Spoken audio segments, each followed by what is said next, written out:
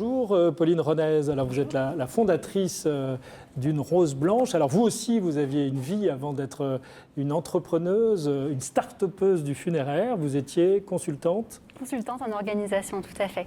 Alors, dites-nous un peu ce que recouvre cette proposition d'Une Rose Blanche. Alors, Une Rose Blanche, c'est une plateforme que j'ai créée pour aider les personnes à rendre hommage suite à un deuil à travers la réalisation d'un livre de souvenirs qui va venir vraiment raconter le défunt et laisser une trace de son vivant pour les générations futures. On regarde en image également, vous êtes venu avec un film. Place aux images. On a tous des souvenirs partagés avec un proche disparu. Ces souvenirs qui vous sont propres, Une Rose Blanche pense qu'ils ont une valeur inestimable. C'est pour cela que nous vous proposons d'inviter tous ceux qui ont connu votre proche à partager en toute intimité leurs témoignages et photos de moments passés avec lui.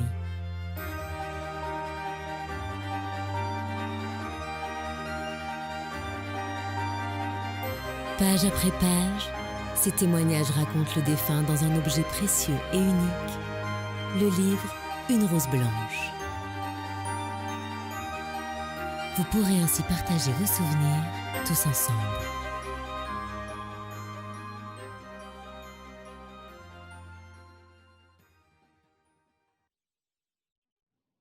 Alors, Pauline Renaise, comment ça se passe exactement, notamment cette dimension collaborative? C'est ça qui paraît particulièrement intéressant. Vous faites travailler les proches, comment vous y prenez?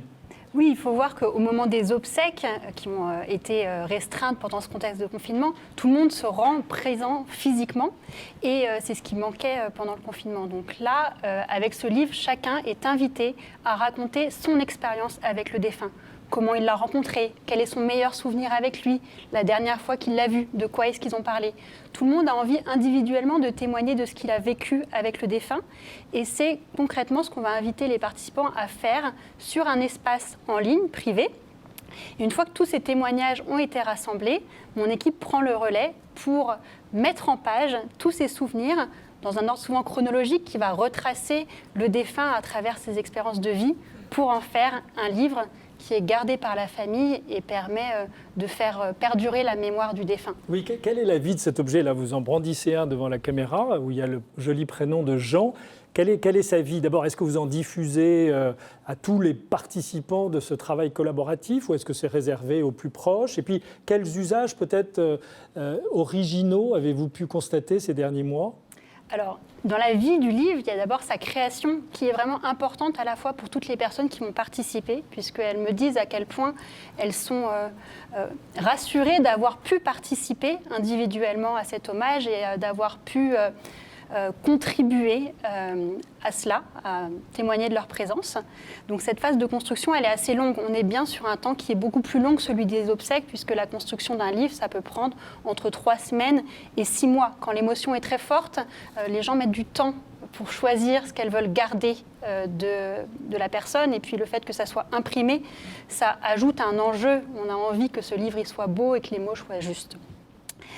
Ensuite, quand il est imprimé, sa vie, c'est d'abord d'être remis aux membres de la famille qui vont pouvoir, par exemple, lors d'une cérémonie de commémoration future, le regarder ensemble, le distribuer aux enfants, aux petits-enfants, aux amis très proches, et ainsi matérialiser finalement la présence de la personne à travers ce livre qui traverse le temps. Vous êtes dans un bain d'humanité là, parce que tous ces contacts que vous avez avec ces gens qui racontent des choses très intimes, émotionnellement, c'est chargé, c'est lourd. Hein.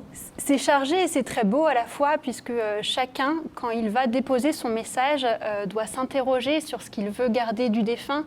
Et souvent, c'est aussi des moments où on se rend compte à quel point la relation qu'on a eue au défunt était précieuse. Donc il y a un aspect presque thérapeutique pour ceux qui écrivent. Et puis la joie pour ceux qui reçoivent ce message, de voir à quel point le défunt a été aimé de son vivant. Et les familles sont souvent rassurées de savoir que leur proche ne sera pas oublié. Souvent, il y a cette crainte, quand on est endeuillé, de se dire, avec le temps, les souvenirs vont s'effacer, on ne va plus trop parler de lui, on ne va plus oser prononcer le prénom du défunt. Et avec ce livre, ils ont vraiment cette confiance sur le fait que leur proche a marqué la vie et ne sera pas oublié. Oui, j'allais vous demander, est-ce que ces témoignages que contiennent ces ouvrages incluent une dimension d'espérance de ce qu'il advient, ou est-ce qu'on est uniquement dans les souvenirs passés ? Il y a un côté vraiment de transmission. Beaucoup de personnes, notamment dans le cas où on rend hommage à une personne qui est décédée à un certain âge, vont dire merci grand-mère de m'avoir transmis toutes ces valeurs, tous ces souvenirs que j'aimerais partager, une chanson que ma grand-mère écoutait et que je vais être contente de faire écouter à mes enfants. On est vraiment dans le processus de deuil, hein, Marie. Oui, parce que c'est une phase très importante du processus de deuil, ce qu'on appelle l'héritage. Reconnaître ce que la personne nous a laissé et qui va nous permettre de continuer à vivre, justement.